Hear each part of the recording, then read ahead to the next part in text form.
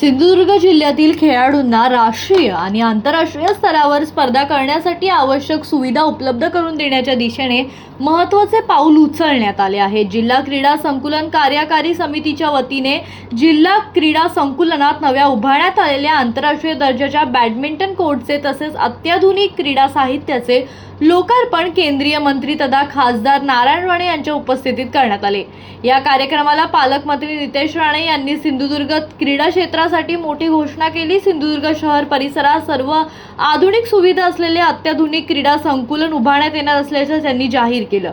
या प्रकल्पामुळे जिल्ह्यातील खेळाडूंना सरावासाठी दर्जेदार सुविधा उपलब्ध होणार असून राष्ट्रीय आणि आंतरराष्ट्रीय स्तरावर चमकण्यासाठी संधी मिळणार आहे। यावेळी खासदार नारायण राणे यांनी खेळ संस्कृती जपण्याची गरज अधोरेखित केली। सिंधुदुर्गातून अधिकाधिक गुणवंत खेळाडू घडावेत यासाठी शासन, प्रशासन आणि समाजाने एकत्रित प्रयत्न करणं आवश्यक असल्याचं त्यांनी यावेळी सांगितलं। या कार्यक्रमाला जिल्हा परिषद अध्यक्ष प्रमोद कामत, आमदार दीपक केसरकर, जिल्हाधिकारी तृप्ती घोडमिसे तसेच विविध विभागाचे अधिकारी, क्रीडा प्रशिक्षक आणि मोठ्या संख्येने खेळाडू उपस्थित होते।